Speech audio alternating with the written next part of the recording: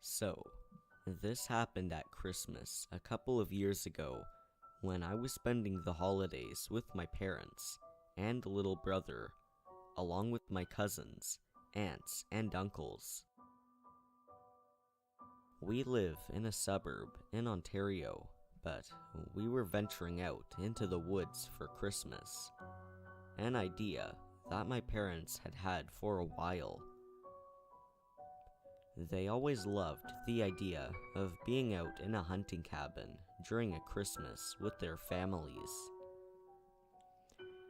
I am a 22-year-old female, but at the time, I was newly 18 and my little brother Tom was 11. We are really close and do everything together. We also had a dog, a German Shepherd named Trigger, who came along for the ride too. He's a real softie, but can be really overprotective, especially of my brother Tom. Anyway, we left our house on Christmas Eve at about 2:00 p.m. and climbed into our dad's truck, filled with all of our stuff and presents for his extended family. Tom and I were really excited, winding each other up, and my parents were having a friendly conversation as we moved along the road. We arrived at the village near the cabins we were staying in and caught up with my dad's sister, Billy, along with her husband and 3 kids. They didn't converse for long, but Billy was a bit unsure of where to go from the village to get to the cabins, so my dad helped her out by writing down directions. We soon got back on our way and arrived at the cabins at around 4:00 p.m. There were a cluster of them, sort of spaced out around the woods. Each family had a cabin, and there was one in the middle where everybody could meet up. That cabin had a pool table, a swimming pool, and all sorts. It was kind of a place we could just chill together and enjoy each other's company. Anyway, the weather was really cold when we arrived, and snow was falling all around us. So, my brother and I unpacked our things into the cabin and settled in for the night. My dad started a fire whilst my mum made our dinner. It was great. The Christmas decorations were already up, and we played a few board games as the night got darker. Dad, Tom, and I decided before coming on the trip that we would go hunting, so we planned to go the next day. I'd been a few times with my dad, but this would be Tom's first time. He was only there to watch us though, as he was too young to shoot. It reached about 10:00 p.m., and my brother and I were getting a bit tired, so we decided to go to bed. My dad kept his rifles in a bag which he kept under the bed I was sleeping on. He would usually keep it in a locked box, but thought there was no point since we were going the next morning. Tom and I were sharing a room at the end of the cabin, facing a flowing river. The view was beautiful. Tom and I fell asleep with our dog, Trigger, lying at the bottom of Tom's bed. Now, this is where things begin to get creepy. It was about 3 a.m. when I awoke to Trigger growling. I didn't find this particularly unusual because my dad suffers from insomnia, so sometimes when he can't sleep, he sits in our sitting room at home and watches some TV. Like I said, Trigger is extremely overprotective and growls at any noise he hears. But that's when I noticed that there was no light coming from under my door. My dad never just sits in the dark. I whispered to Trigger, telling him to be quiet as Tom slept, but his growling soon turned to barking, which woke Tom up. He asked me what was going on, but I said Trigger must have heard some deer or something outside. After all, we were in the middle of the woods. Suddenly, our bedroom door swung open and the light switch was turned on. My eyes stung as I tried to focus on whoever it was at the door. It was my dad. "Were you two just laughing now?" he asked as I turned to look at Tom, his eyes wide and his face pale. "No," I replied as he moved over towards our curtain, pulling it back as he looked out into the pitch black darkness. "What are you looking at?" Tom asked our dad as he closed the curtains again. "Nothing, just go back to sleep."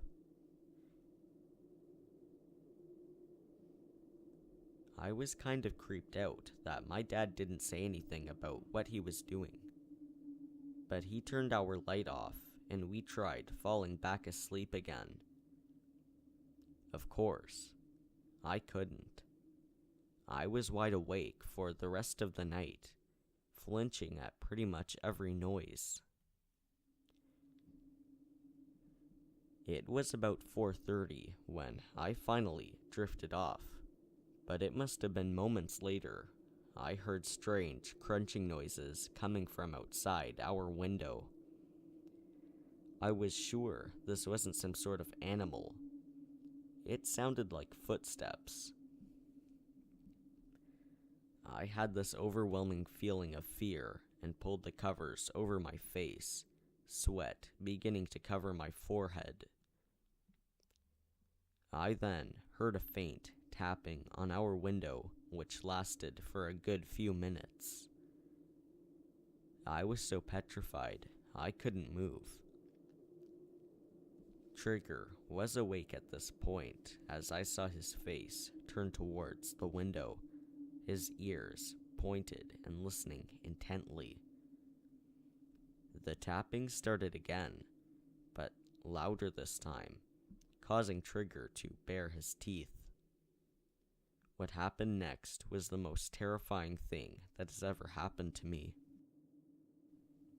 "I know you're in there, little guy," this deep and husky voice whispered as a horrible shiver went down my spine. "Why don't you come out here and play with me?" Initially, I was filled with rage. I thought that it was bound to be one of my cousins playing a stupid prank on us. So, I leaned forward and peeked through a gap in the curtain, ready to give them hell for scaring the shit out of us. But standing there wasn't any of our cousins. It was a creepy, old man. He looked around 60, his hair matted and his clothes looked dirty and ancient. He was stroking the window with his hands, breathing on it as he spoke. I went into protective mode. I didn't know what else to do, so I grabbed my dad's hunting rifle from under the bed and pulled the curtain back. I felt adrenaline rush through me as the creepy man's eyes widened and the most terrifying smile appeared across his face. Trigger began barking louder than I've ever heard him bark. My parents obviously heard the commotion and came running through to our room, turning the lights on. My mom screamed as she saw the old man through the window, Trigger fiercely continuing to bark. My dad yelled at the man, telling him that the police were on their way, but the man legged it back into the woods. Tom was petrified, but I was angry more than anything else. How could some sicko do this? I was just extremely glad I had the rifle. The cops caught the guy just a few minutes later and arrested him. I found out a couple of days later that the creepy man was homeless and living in the woods. He was suffering from a lot of mental issues. It scares me to death to think about what could have happened to my brother if I hadn't been there. We spent the remainder of Christmas Day at the cabin, but we stayed in our Aunt Billy's cabin overnight. There was no way we were sleeping in our own after what happened. We went home first thing on Boxing Day and never looked back. My dad only told me the other day that he knew someone was hanging around our cabin, so he intentionally left the rifle under my bed in case I had to use it. He did that because he didn't want to scare any of us. He called the cops after he heard the guy laughing outside of his bedroom window, singing nursery rhymes. He knew it would take a while for the cops to reach the cabin. Safe to say, that was the scariest experience of my life. So weird, creepy old guy in the middle of the woods. Let's not meet again.